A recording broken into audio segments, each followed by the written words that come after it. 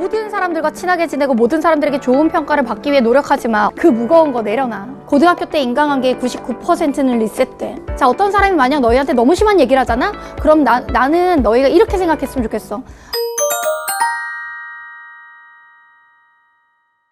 근데 그 아래는 작년까지는 교육과정에 잘 안 나오던 설명이야.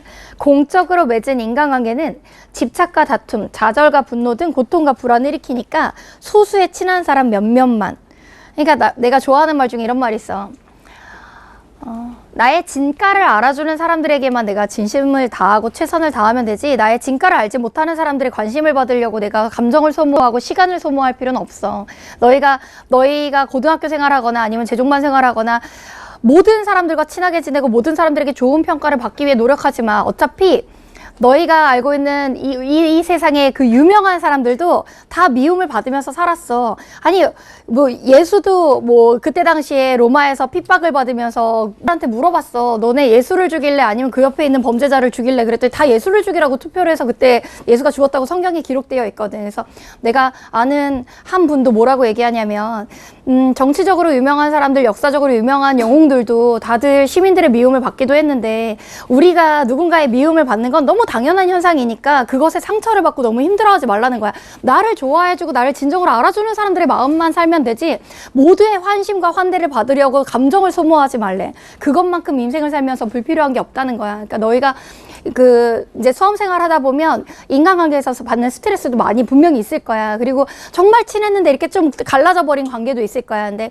이 얘기가 너희한테 도움이 될지 아니면 좀 다른 느낌으로 다가올지 모르겠는데, 내가 살아보니, 그리고 너희 부모님도 아마 아시고 계시겠지만 고등학교 때 인간관계의 99%는 리셋돼. 다른 대학에 가면 다시 만나게 되지 않을 가능성이 되게 크고, 고등학교 때 2년 중에 평생 남아있는 사람이 2명이면 정말 복받은 사람이라고 얘기할 정도로 내 주변에 나의 입시 생활에 정말 많은 영향을 미치는 사람들은 내 인생에서 99%가 사라져버릴 사람들이야. 내 인생에서 사라져버릴 사람들의 관심을 사기 위해, 미움을 받지 않기 위해 내 인생에 평생 남을 나의 중요한 인생의 투자기를 허비하지 않았으면 좋겠어.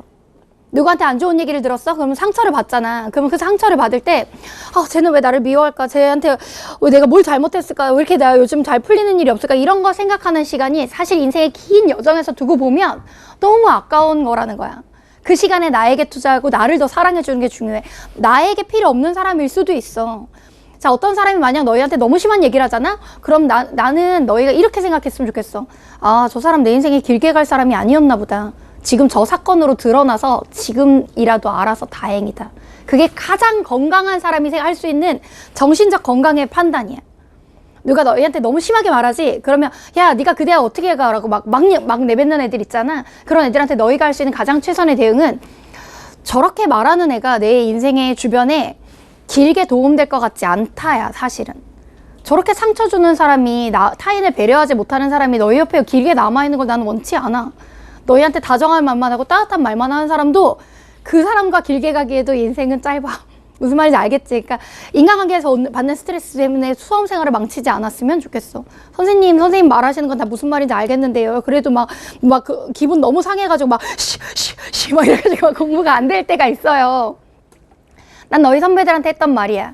세상에서 가장 무거운 건 남을 미워하는 마음이야. 남을 미워하는 마음을 들고 있는 자기 자신이 세상에서 가장 힘든 싸움을 하고 있는 거야. 그 마음을 내려놓기만 하면 자기도 편해지고 삶이 훨씬 아름다워져. 그 무거운 거 내려놔. 그냥 누가 너무 믿고 막 싫잖아. 그러면 그냥 너희의 내가 왜 이 미워하는 마음을 짊어지고 이 고생을 하고 있지 생각하면서 나를 아껴주는 방법, 그걸 그냥 잊어버리는 거야. 저 사람을 리셋될 사람. 괜찮아? 그래도 선생님 눈앞에 보이는데 자꾸 이렇게 깔짝깔짝 되잖아요. 그럼 어떻게 해요?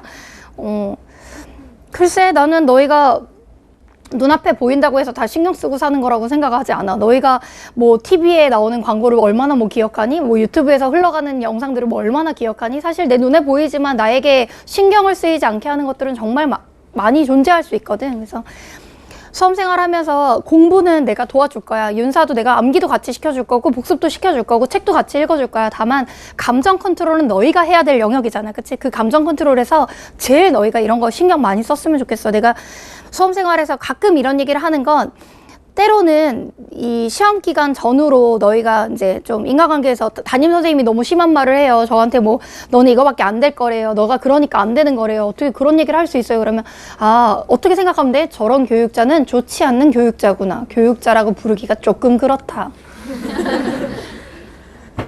저 사람은 덕 있는 교사가 아니구나. 탁월하지 못하네. 아랫대가 부족하다.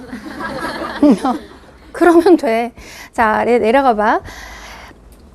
그러니까 에피크로스 아파의 사상의 영향, 근대 감각적 경험을 중시한 근대 경험론과 쾌락을 최고선으로 본 공리주의에 영향을 좀 했는데 이건 어차피 근대 가서 배울 거잖아 우리가. 그러니까 그건 냅두고.